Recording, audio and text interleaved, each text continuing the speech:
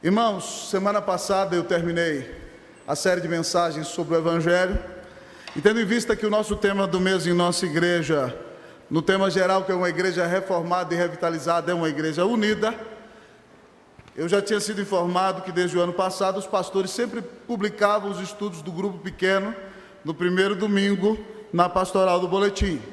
Então não foi diferente. Então, já aproveitando a nossa temática do mês e aproveitando que aqui está a mensagem, eu vou pregar para você essa mensagem que está no boletim. Obviamente ela está resumida, e se você ficar lendo a mensagem enquanto eu estiver pregando, bíblias podem voar nessa noite. Estou brincando, tá certo? Mas nós vamos ler a palavra com muita alegria, e eu quero convidar você para se colocar de pé. Nós vamos ler Efésios 4:3. Efésios capítulo 4, versículo 3. Se depois você quiser levar um resumo do sermão para casa, pega o boletim se você não pegou. Efésios 4, 3. Toda a igreja de pé, por favor, em reverência à santa palavra de Deus. Efésios capítulo 4, versículo de número 3. Eu lerei uma vez, a igreja lerá a segunda vez e todos nós a terceira vez. Diz assim a palavra do Senhor: esforçando-vos diligentemente por preservar a unidade do Espírito no vínculo da paz. A igreja.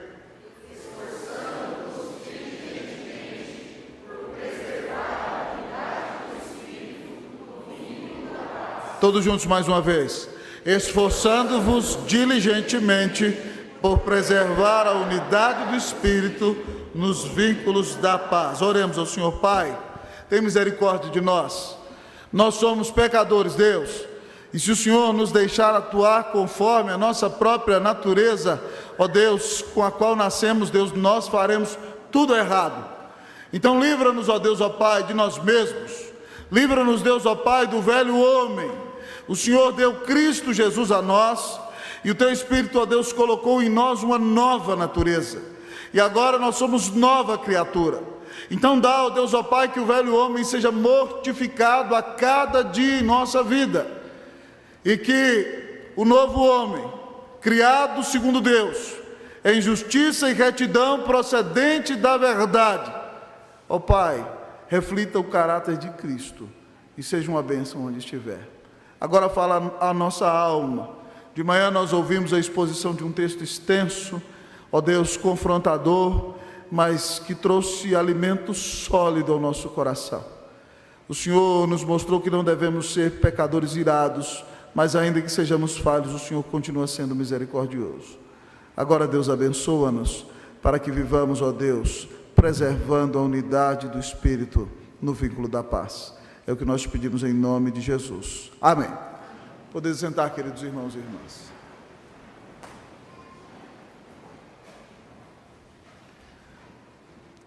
Queridos irmãos e irmãs, nós desejamos ser uma igreja que vive para a glória e honra do nome do Senhor.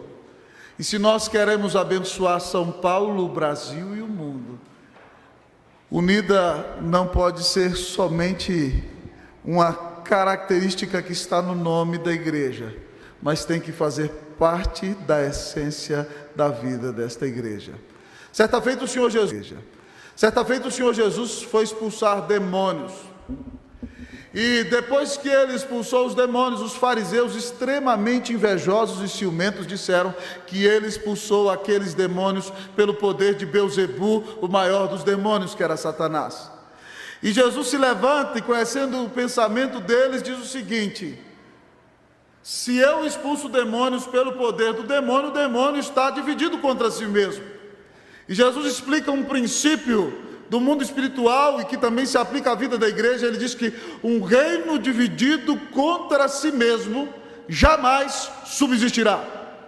Um reino dividido contra si mesmo jamais subsistirá. Então, amados irmãos, nós queremos subsistir como cristãos, como família, como igreja do Senhor Jesus neste lugar.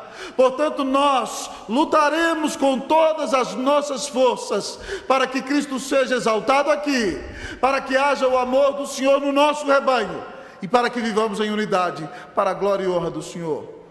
Paulo escreve essa carta, irmãos, enquanto está preso em Roma, para a igreja na qual ele passou mais tempo.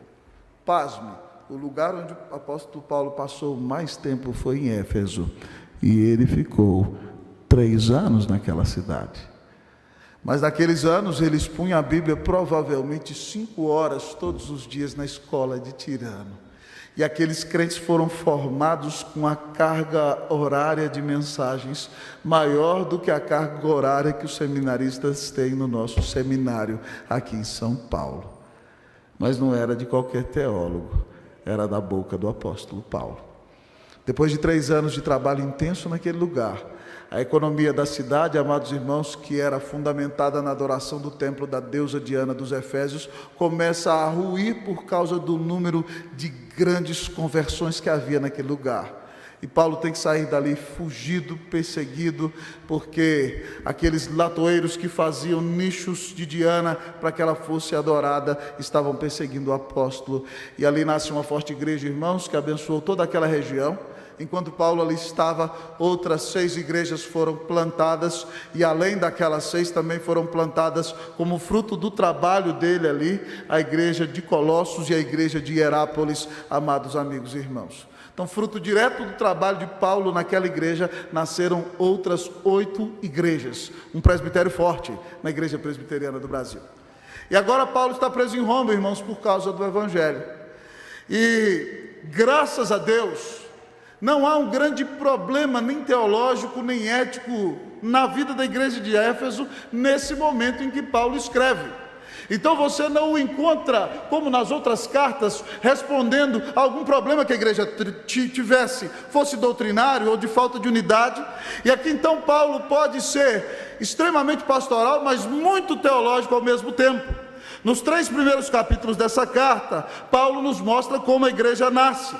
Como a igreja nasceu na eternidade quando Deus nos escolheu, e como Ele ora pela igreja, como Deus salvou o seu povo pela graça, e como Deus junta gentios e judeus num só corpo, fazendo de nós a igreja de Cristo Jesus. E nessa parte em que Ele mostra o que é a igreja, Ele termina orando pelo povo.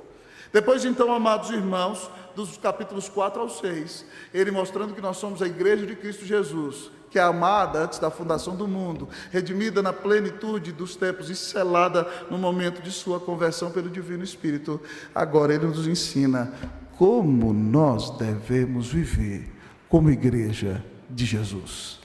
E isso vai do capítulo 4 até o capítulo 6. E é impressionante que quando Paulo começa a expor o capítulo de número 4, eu vou expor alguns versículos usando como eixo o versículo de número 3, mas ele começa com uma doçura impressionante.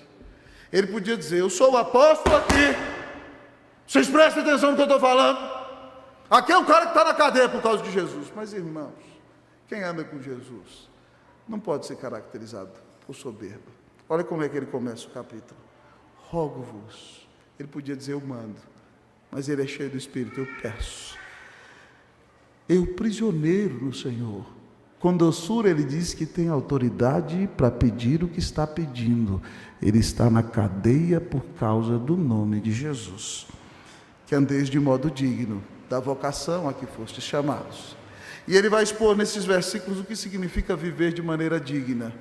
E um dos aspectos que ele ressalta, e eu quero me focar nele nessa noite, para que nós como igreja vivamos de maneira digna que agrada o Senhor e sejamos uma bênção, é a preservação da unidade. E se nós queremos viver como cristãos dignos, que são uma bênção dentro do seu próprio lar, que são uma bênção na vida de sua igreja e que são uma bênção na cidade, nós temos que preservar a unidade. Portanto, o imperativo do texto, para mim e para você, nessa noite é: preserve a unidade. Amados irmãos, é olhar para o texto. A primeira verdade que o texto nos diz é que a preservação da unidade exige de nós esforço intenso. A preservação da unidade exige de você e de mim esforço intenso. Olhe para o versículo. Ele diz: esforçando-vos diligentemente por preservar. Veja bem que ele não diz que o pastor cria unidade, ou que você como membro pode criar unidade. Daqui a pouco eu vou falar sobre isso. Ele diz que nós temos que preservá-la. E para que a unidade na igreja seja preservada, deve haver um esforço. Mas não é um esforço displicente, pelo contrário, é um esforço diligente. Amado irmão, a ideia da palavra é que nós devemos lutar com intensidade, lutar com afinco, lutar com esforço, se necessário for, até transpirar e cansar-se, para que a igreja de Cristo Jesus caminhe em unidade. Para obedecermos o mandato de preservar a unidade, deve haver em nós, amados amigos e irmãos, esforço intenso. Paulo, quando vai explicar o que é viver essa vida digna, ele diz que tipo de esforço nós devemos realizar. O versículo 2 diz o seguinte, olha aí: nós devemos viver de maneira digna com toda humildade. Humildade, amado irmão, é literalmente considerar-se menos, colocar-se em segundo plano. Mas mansidão, amado irmão, significa ser de fato controlado pelo próprio Espírito de Deus. E longo ânimo, amado irmão, significa, literalmente essa palavra é aquilo que começa quando acaba o seu fôlego. É como se você fosse submerso na água, e aí então de repente você soltasse todo o ar, e ali depois que acaba o ar, começa a longanimidade. É aquilo que você faz depois de perder o próprio fôlego. Que Deus tenha misericórdia de nós. Mas Ele diz que nós devemos suportar uns aos outros em amor. E o que significa isso? Eu suporto Davi, meu filho. Esse menino difícil, eu tenho que suportá-lo. É isso que diz o texto? Não, meu irmão, a ideia não é essa. A ideia de suportar literalmente é que eu tenho que ser suporte, certo? Eu tenho que sustentar meu irmão, eu tenho que ajudá-lo a crescer, mesmo no dia em que ele cometeu uma bobeira, falar uma besteira, pecar, passar da linha, estourar, eu não tenho que envergonhá-lo, destruí-lo, pelo contrário, eu tenho que mantê-lo firme, para que ele não caia da presença do Senhor e não esteja longe do Senhor. E para que eu consiga suportá-lo, diz o texto, isso só é possível. Nós só podemos suportarmos uns aos outros quando o que existe em nosso relacionamento é o verdadeiro amor sincero que vem de Cristo Jesus. Amados irmãos, para preservarmos a unidade, nós temos que nos esforçar com toda a intensidade, transpirar, lutar para ser bênção na vida de nossos irmãos. Muitas vezes nos humilhando, muitas vezes tendo paciência, sendo controlados pelo Espírito, sendo longânimos e levantando aqueles que não mereciam nenhum apoio com grande amor, com a consciência de que Cristo nos amou e deu sua vida na cruz do Calvário por amor de nós. Preserve a unidade com esforço intenso. Irmãos, eu não sou daqueles que acreditam que é pecado contar uma ilustração pessoal no sermão, desde que ela exalte a Cristo e não o homem, certo? E por isso eu vou contar para vocês um testemunho. Eu acho que a ilustração pessoal, pelo contrário, é uma grande bênção, ela tem muito poder. Porque todo mundo no Brasil é interesseiro e quer saber da vida dos outros. Estou brincando, irmãos. Mas preste atenção, eu quero contar um testemunho para você. Deus me deu a bênção de ser pastor em Santiago, irmãos, por 7 anos abençoadíssimos. Mas quando eu fui pastorear naquele lugar, eu era um jovem pastor de 21 anos. E as igrejas silenas, à época, não estavam acostumados a ter pastor de tempo integral. Então, um irmão que era um grande executivo internacional, numa época foi secretário de governo chileno, ele achava que, já que o pastor trabalhava na igreja, ele era um oficial, o pastor não poderia fazer nada mais além de trabalhar na igreja. E quando nós chegamos naquele lugar, desde o início, quando começamos a aprender o espanhol, Deus começou a nos dar a bênção de estar todo domingo no púlpito da igreja, mas num sábado eu pregava na Anglicana, no outro na Batista, no outro na Assembleia, e em presbiterianas de norte a sul do Chile eu tive o privilégio de pregar. E no início aquele irmão ficou com muitos ciúmes, e ele reuniu comigo um dia com outro presbítero da igreja e falou assim: nós pagamos seu salário, você não pode pregar em outro lugar. Nós pagamos seu salário, você tem que pregar aqui. Eu virei para ele: santo varão, se você cortar minha garganta de pregar, você matou meu ministério. Ele: não, quando o senhor botar 1000 pessoas aqui dentro. Eu falei: para começar, eu não tenho poder de botar 100. Eu estou trabalhando para ganhar 20.000. Mas eu não converto ninguém. Mas começou aquilo ali, irmãos. Eu conto isso com muita graça e alegria, porque tudo foi resolvido, tá? E daí um tempo Deus manda aquele irmão a trabalhar em belíssimo país chamado México. E depois, um dia de festa, na grande mansão que ele morava, estávamos ele, um dos pastores auxiliares da igreja, e ele virou para o auxiliar que era novo e disse assim: Deus me mandou para o México porque eu estava perseguindo o pastor Rossi. E se eu estivesse aqui, eu continuaria perseguindo ainda. Eu dei risada. Ele voltou do México depois, e a gente ainda caminhou 3 anos juntos. Mas nunca houve pedido de perdão, e o meu coração muito pacífico nesse sentido, para a glória de Deus, apesar de ser muito pecador. Pois bem, é necessário esforço diligente, irmãos.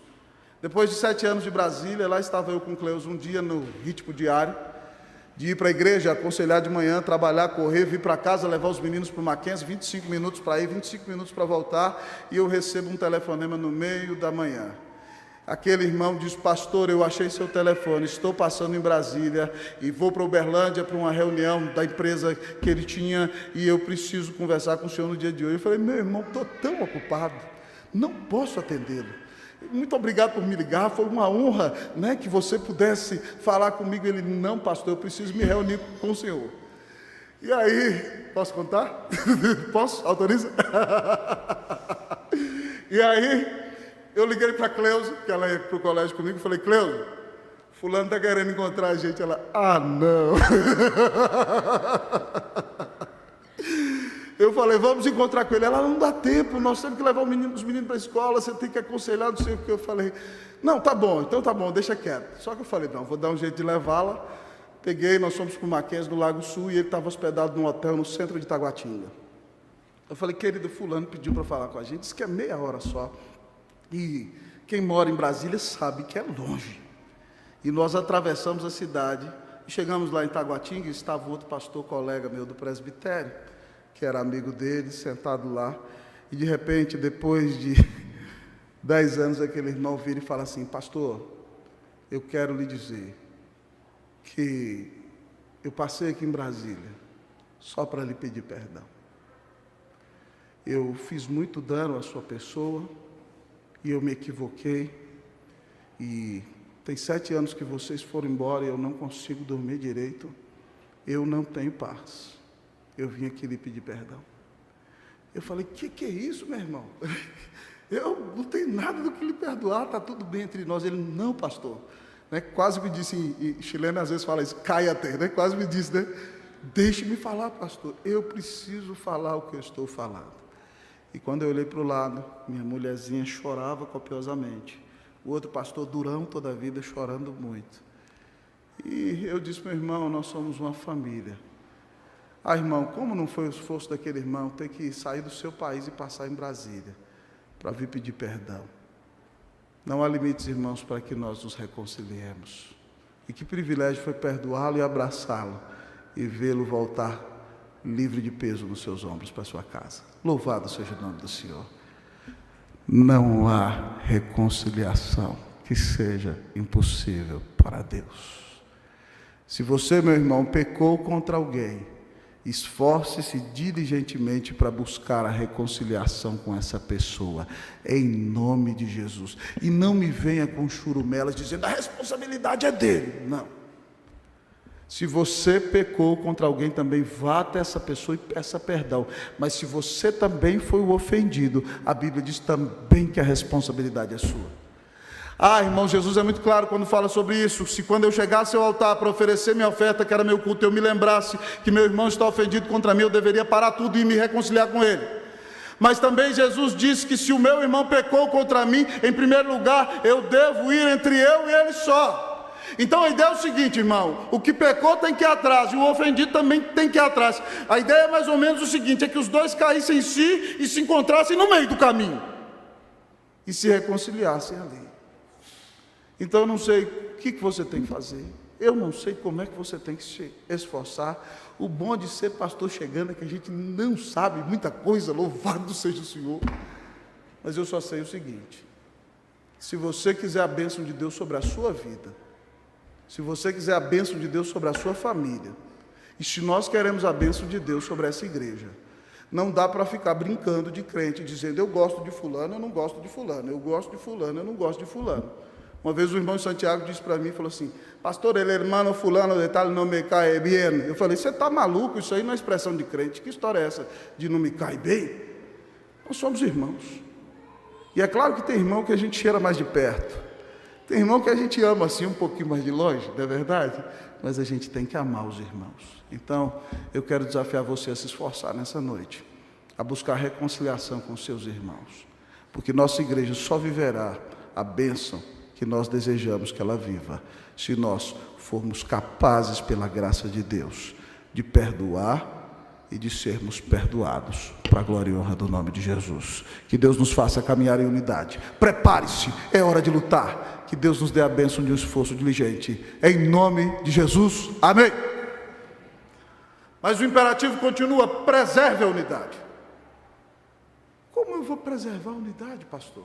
Só com o primeiro ponto você já podia ir embora e já teria muito para trabalhar. Mas preserve a unidade por causa da sua origem, diz o texto em segundo lugar. Preserve a unidade por causa da sua origem. O versículo diz.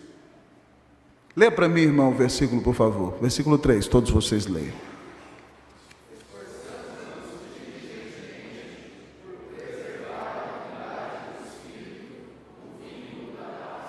Preservar a unidade do... A unidade não é minha. Eu gosto muito do presbítero Saulo, ele é gente boa. Mas a unidade não é dele. Nem é do pastor Rosta. Nem é do meu querido Digão, né? Gente boa. Nem é do Rodrigo Prete. A unidade é do Espírito. É por isso que o texto diz, não diz crie a unidade, ele diz preserve. O que significa isso, irmão? Significa, irmão, que o homem sem Deus, preste atenção, o homem sem Cristo, ele é morto espiritualmente. Ele está morto nos seus delitos e pecados. Mas quando Deus soberanamente o quer converter, então no momento certo o Espírito Santo vai lá e coloca no coração dele uma semente de nova vida. E enquanto ele está ouvindo a palavra, o Senhor o faz nascer de novo. E quando ele nasce de novo, ele abre os olhos e a primeira pessoa que ele vê é Jesus. E como agora ele tem uma nova natureza, ele foi regenerado, isso nós chamamos de novo nascimento, uma regeneração. Ele olha para Jesus e recebe o dom da fé e se apaixona pelo Senhor e crê. E ao crer, se entrega ao Senhor por causa da fé que Deus lhe deu como dom. No momento em que ele crê, Deus bate o martelo no tribunal e diz assim: eu te declaro justo pela fé em meu Filho Jesus Cristo. E nesse exato momento, quando Deus bate o martelo no tribunal, o Espírito Santo vem e faz assim, ó, pá, entra na vida da pessoa e a sela. E agora ela começa a ser habitação do Espírito. Mas o Espírito Santo é um só. Isso significa que o mesmo Espírito Santo que selou André é o mesmo Espírito Santo que selou a Lídia. E o Espírito então nos une espiritualmente a Cristo pela fé. E quando eu estou unido espiritualmente a Cristo pela fé, eu estou unido espiritualmente a todos os que estão unidos espiritualmente a Cristo pela fé. Nós somos um espiritualmente. A Bíblia usa diversas metáforas. A Bíblia nos chama de família, a Bíblia nos chama de corpo, a Bíblia nos chama de edifício, a Bíblia nos mostra como o exército de Deus, mas nós somos só um, irmãos, nós estamos unidos espiritualmente a Cristo. Isso significa então que eu devo preservar a unidade por causa dessa pessoa maravilhosa e bendita que habita dentro do meu coração. Isso significa, irmão, que quando eu ofendo o meu irmão, quando eu falo mal dele, quando eu me levanto contra ele, eu estou cometendo um tremendo crime, não contra o meu irmão em primeiro lugar, eu estou ofendendo o Espírito Santo de Deus. Sabe por quê? Porque eu tenho que amar aquilo que Cristo ama, e eu tenho que amar aqueles pelos quais Cristo dedicou a sua vida. É por isso que em 1 João 4, 7 e 8, João diz: amados, amemo-nos uns aos outros, porque o amor procede de Deus, e todo aquele que ama é nascido de Deus. Aquele que não ama não conhece a Deus, pois Deus é amor. Quem nasceu de novo ama o seu irmão. Logicamente, amado irmão, que amar nem sempre é estar morrendo de paixão por aquela pessoa e querendo cobri-la de beijos a cada instante, mas é tomar a decisão de cuidar dela, de amá-la, de caminhar com ela, de dar a vida por ela, tal como Cristo nos amou e tomou a decisão de dar sua vida na cruz do Calvário por amor de nós. Irmãos, nós não devemos destruir a unidade da igreja, porque quando fazemos isso, nós ofendemos o Espírito Santo. E triste coisa, irmão, é ofender esse Deus maravilhoso, que habita dentro do nosso peito, que mora dentro de nós, que nos selou, que fala conosco por meio das Escrituras, que nos santifica, que nos dá poder para pregar, e que está conosco, indo conosco como penhor da nossa herança até o dia final. Irmãos, Paulo dá argumentos para que nós preservemos essa unidade do Espírito. Olhe bem do versículo 4 a 6 comigo. Ele diz, por que nós devemos preservar essa unidade? Porque o Espírito Santo fez de nós um corpo só. Olha aí o que diz o 4, ó. Há somente um corpo, mas também porque o Espírito Santo é um só. Como também foste chamados numa só esperança da vossa vocação. A vida eterna é uma só, a vida eterna que nós esperamos. Mas o texto diz mais, irmão, olha, veja bem que sempre em cada versículo ele trabalha uma das pessoas da Trindade. Há um só Senhor, Jesus é um só. Você não crê em 10 Jesuses, o Filho de Deus é um só. Há uma só fé. Fé aqui não é que eu acredito que vai acontecer, não. Aqui está falando isso aqui, ó. Há um corpo de verdades no qual eu acredito. A fé cristã revelada nas Escrituras é uma só. Mas ele diz mais, há um só batismo. Todos nós, quando cremos, fomos selados e batizados com o Espírito naquele momento. E quando nós somos batizados, aqui na igreja simboliza o selo do Espírito no nosso coração. Então todos nós recebemos o mesmo batismo, em nome do Pai, do Filho e do Espírito Santo. Mas por que, irmãos, preservar essa unidade do Espírito? Porque o nosso Deus e Pai de todos, Pai de Jesus, Pai de todos quanto existe, aquele que está sobre todos, certo? Ele domina sobre justos e injustos, sobre crentes e ímpios, aquele que age por meio de todos. Outro dia aqui eu falei sobre a doutrina da providência, e disse a você que quando Deus quer cumprir os seus propósitos por meio de concursos, Ele usa os atos bons e maus dos crentes e dos ímpios. Ele age por meio de você, age por meio de mim, age por meio do Davi, por meio da Andressa, age por meio do nosso presbítero Paulo, do Cleverson, age por meio do nosso coral. Ele age por meio até dos ímpios, amados irmãos. E quando Ele quis agir para envergonhar um falso profeta, até por meio de uma burra de uma jumenta, Ele falou. Deus age por meio de quem Ele quiser, e Ele age por meio de todos, está em todos nós, como a igreja de Jesus. Como é que nós vamos querer quebrar o que Deus uniu, amado irmão? Como é que nós vamos querer acabar com aquilo que não vem de Deus? Eu sempre tive, irmão, santo temor e reverência nesse sentido. Sabe por quê? Porque eu conheci colegas meus com grandes dons oratórios e capacidade de arrastar multidões. E no dia muito triste, alguns lá na cidade de onde eu vim, no dia em que houve uma discussão, um problema com a liderança da igreja, eles saíram e arrebataram mais da metade do rebanho, causando divisão na noiva de Cristo Jesus. Eu tremo de medo. Eu tremo de medo e peço a Deus que nunca me deixe ser um instrumento de divisão. Sabe por quê? Porque vocês custaram o sangue de Jesus, o preço mais caro do universo. E eu tremo de medo diante do Senhor Jesus. Que Deus nunca permita que nenhum de nós queira romper a unidade do Espírito Santo. Amém, meus irmãos? Amém, meus irmãos? Que o Senhor tenha misericórdia de nós. É claro que nós somos pecadores. É claro que eu não sou bobo de achar que você nunca falou mal do seu irmão. Até porque eu mesmo já falei mal de irmãos meus. Sou pecador miserável. Deus não acha que nós nunca vamos pisar na bola. Deus sabe disso. Mas o que nós devemos fazer quando nós reconhecemos que pisamos na bola? Nós devemos pedir perdão ao Senhor. E devemos pedir perdão às pessoas às quais ofendemos. É isso que o cristianismo exige de nós. Se você quer viver uma vida cristã abençoada, comporte-se como crente e seja um instrumento de unidade no corpo de Cristo, em nome de Jesus. Amém. Mas o texto continua dizendo, preserve a unidade. Uma irmã querida, hoje de manhã, eu nem sei quanto tempo eu prego, irmão, porque às vezes eu sou tomado aqui e vou embora, né? De manhã, uma irmã querida falou assim: pastor, eu estava ouvindo a pregação, quando eu vi que o senhor terminou era 1h20, eu nem vi. Eu falei: eu prego desse jeito também, eu nem vejo. Tá? Então eu quero ser mais objetivo, espero ser nessa noite. Mas que Deus dirija a pregação. O texto diz o quê? Preserve a unidade. Em primeiro lugar, com esforço diligente, por causa da sua origem. Mas como nós vamos fazê-lo? No vínculo da paz. No vínculo da paz. Pastor, como é que é isso? A ideia dessa palavra no texto aqui de vínculo significa, irmão, um laço. Significa uma atadura. Até mais, significa um ligamento.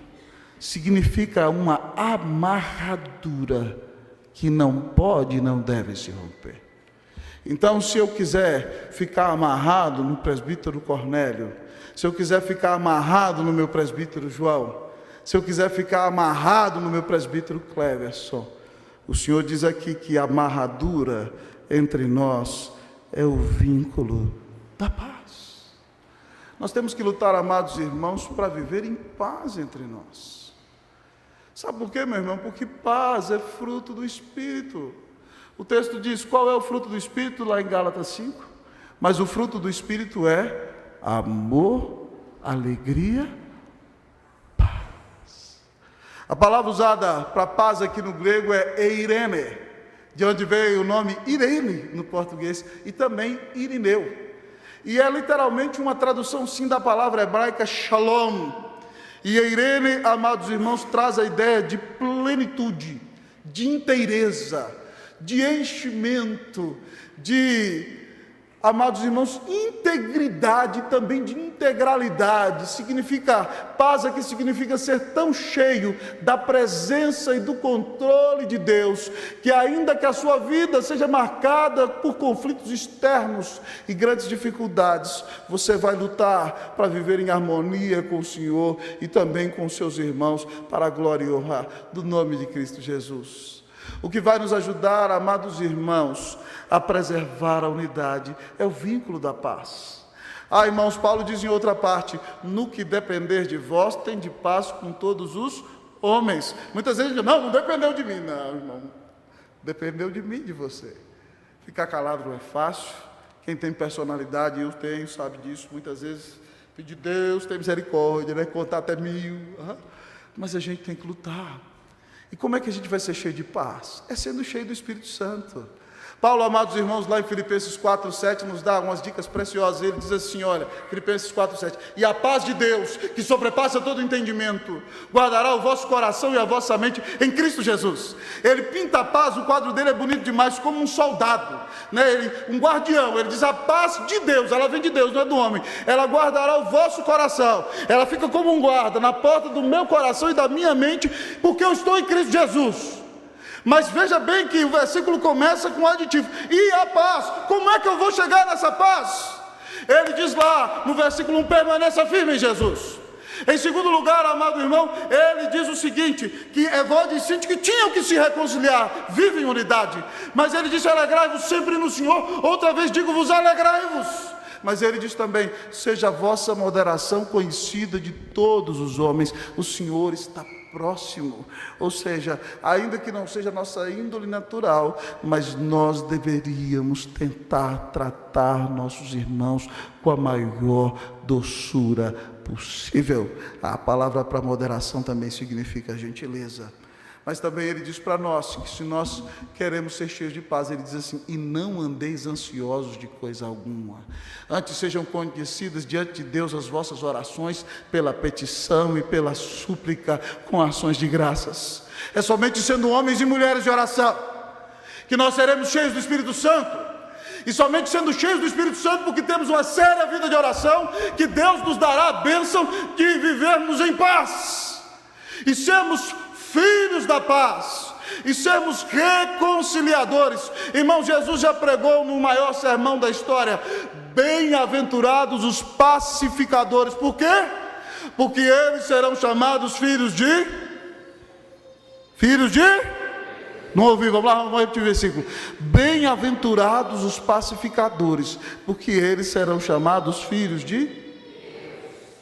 Se eu fosse criar uma paráfrase contrária, como é que ela ficaria? Amaldiçoados sejam os divididores, porque eles serão considerados filhos do cão. Eu vou ficar com Jesus, isso é viagem minha, tá bom? Irmão, em nome de Jesus, a gente tem que tomar cuidado. Sabe por que eu estou falando isso, irmãos? Nós vivemos numa época, presta atenção aqui, ó, da superficialidade de relacionamentos. Uma coisa que me entristece tremendamente no Brasil. Nós tivemos aqui aquele culto não, nós chamamos de ato cívico. O presbítero Cornélio trouxe os pastores do centro da cidade e nós os recebemos com carinho. Mas quando eles entraram no meu gabinete, eu falei assim, irmãos, essa igreja aqui é uma igreja presbiteriana. E eu falei para eles 3 coisas que não podem acontecer dentro da igreja presbiteriana. Você vai ficar desejoso de saber o que é. Não vou falar. Mas eu falei para ele, pastor, nós queremos abençoar o centro da cidade. Nós queremos ganhar almas aqui. Mas, infelizmente, hoje, na nossa própria denominação, existe gente que não prega o evangelho para ninguém e só fica na internet vigiando a vida dos outros. Só isso. E aí, quando acha alguma coisa, no lugar de ser crente, como o evangelho diz, porque a Bíblia diz que se o meu irmão pecou, o que eu tenho que fazer? Eu tenho que conversar com ele primeiro. Aí o camarada vai, quer um monte de aplauso na multidão. Olha o que fulano está fazendo, não presta, é um vagabundo, não sei o quê, e vai lá e destrói o irmão. Você acha que essa atitude agrada o Espírito Santo? Você acha que isso é vínculo da paz? É óbvio que nós somos presbiterianos, irmãos, nós nunca vamos abrir mão do Santo Livro de Deus. Deus se revela nesse livro. Nós não abrimos mão da nossa cara e preciosa teologia, porque nós acreditamos que nossos símbolos de fé, apesar de não serem inspirados, são sim para a glória de Deus as melhores explicações das Santas Escrituras.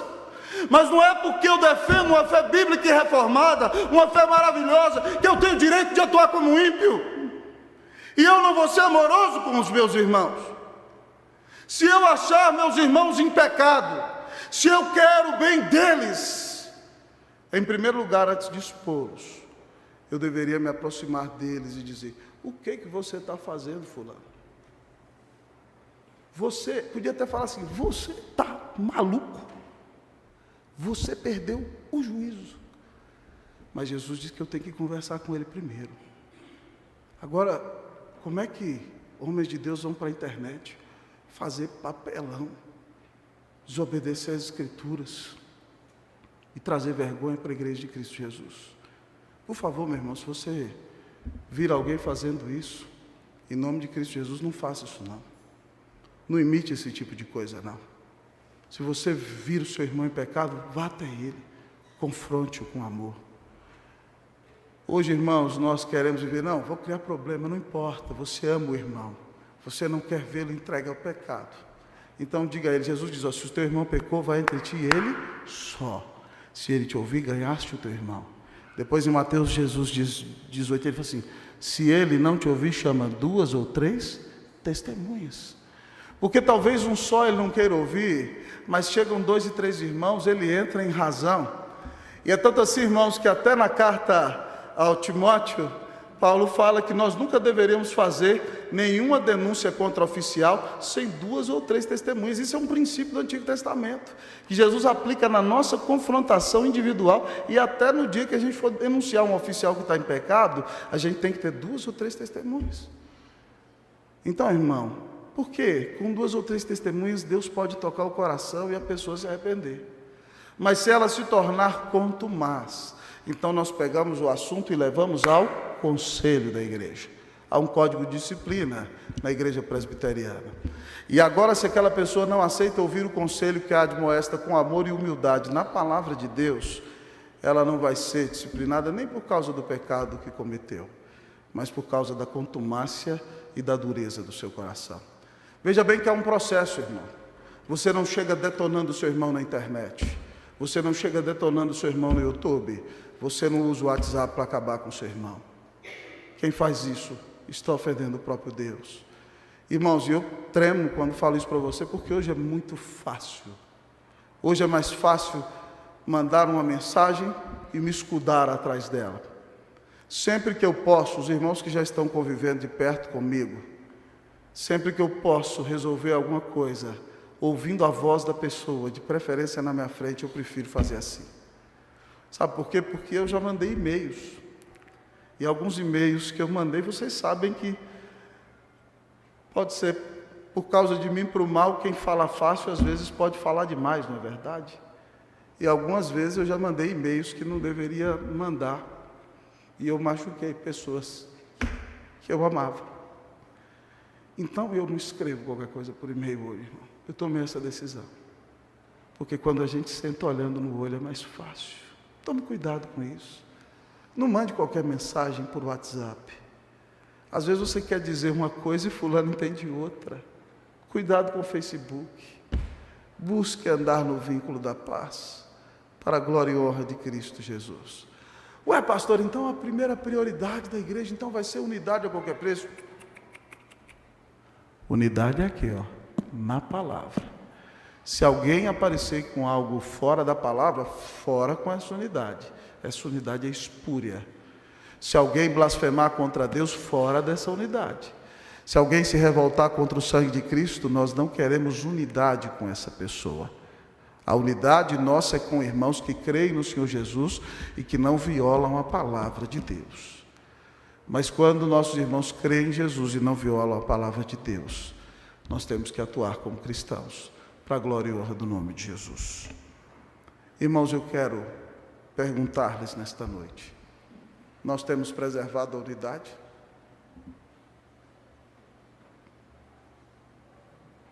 Pai, quando você senta na mesa da sua casa e tem filhos, crianças e adolescentes e alguma coisa não aconteceu legal na igreja, e aí você come o bife e janta a personalidade do irmão também irado, e detona com o irmão na presença dos seus filhos, o que você está ensinando para os seus filhos? Que igreja é tudo um bando de cara de pau que não presta. Assim que ele puder, ele vai sair da igreja. Nós temos que tomar cuidado, irmãos, com as nossas atitudes. Que Deus tenha misericórdia de nós, amém? Que Ele nos ajude a nos esforçarmos diligentemente, preservando a unidade do Espírito no vínculo da paz. Porque Cristo morreu na cruz para que nós fôssemos um só corpo, uma só família, uma só igreja. E na glória nós estaremos todos juntos diante do trono, na sua presença. E eu amo aquela expressão de Apocalipse 5, que conta que diante do trono, a gente de toda raça, de toda tribo, de toda língua, de toda nação, lá estão os seres viventes que são os anjos. Lá estão os anciãos, que simbolizam os apóstolos e também os patriarcas, mas também toda a igreja de Cristo Jesus. E quando há o culto no céu, eles dizem que Cristo Jesus digno é de tomar o livro e abrir os selos, porque foste morto e com teu sangue compraste para Deus gente de todos os povos, de toda tribo, de toda língua, de toda nação. E para o nosso Deus os constituíste reis e sacerdotes. Nós seremos reis, já somos reis e sacerdotes, e na eternidade reinarão sobre toda a terra, amados amigos e irmãos. E depois aquela grande multidão diante do trono, os anciãos se prostram, falam amém. Não é pecado falar amém quando Cristo é glorificado. Os presbíteros do céu fazem isso. Olhe lá em Apocalipse. E aquele povo todo junto termina cantando. Vamos cantar comigo? Ao que está sentado, vamos lá? No trono e ao Cordeiro seja o louvor e a honra e a glória e o domínio pelos séculos dos séculos. Amém.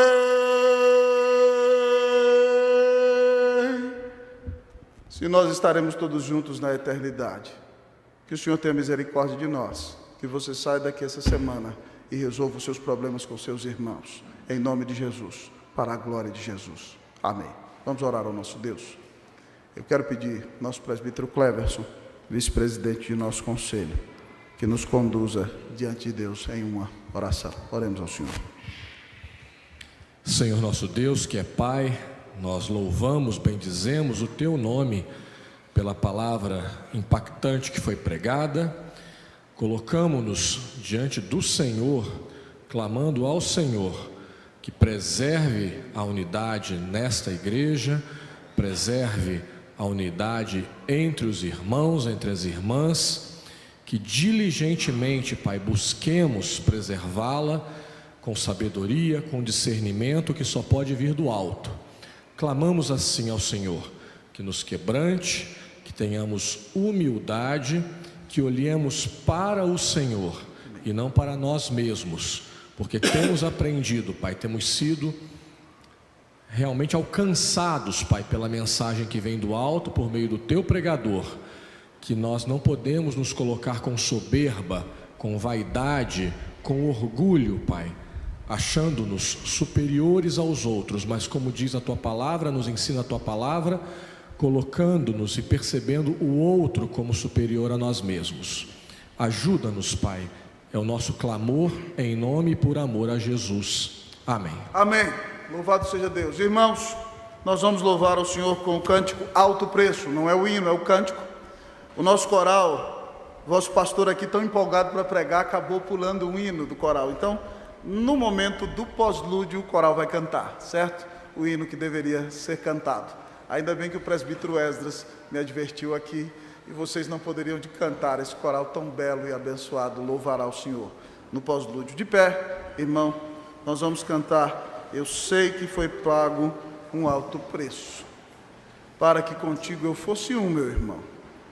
E se você puder, apertar a mão do irmão que está do seu lado, porque no culto há lugar para horizontalidade e também verticalidade.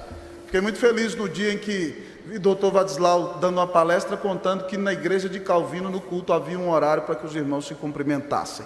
Eu falei, Calvino, muito inteligente, entendia que o culto era vertical a Deus, mas dentro da horizontalidade nós adoramos ao Senhor. Então nós vamos cantar Alto Preço. E quando cantarmos Alto Preço, eu quero desafiar você a abraçar pelo menos 4 ou 5 irmãos nessa noite, dizendo, nós vamos caminhar juntos, apesar de nossos pecados, em nome de Jesus. Se quiser dar as mãos também é bom, podemos dar as mãos aí, nós vamos dar as mãos. Eu queria dar as mãos para o Fefo aqui, mas vai ficar ruim para ele, a mão dele vai ficar muito no alto, então sintam-se com as mãos dadas, nós vamos louvar ao Senhor com esse hino. Cantemos. Dê as mãos aí para quem está do seu lado, se puder chegar aí no corredor, certo? E no final do culto, cumprimente alguém que você nunca cumprimentou. E diga, que bom que nós somos família no corpo de Cristo. Dá a mão aí para quem está perto de você. Vamos cantar Alto Preço. Eu sei que foi pago um alto preço, para que contigo eu fosse um irmão. Quando Jesus derramou sua vida, Ele pensava em mim, Ele pensava em ti, pensava em nós.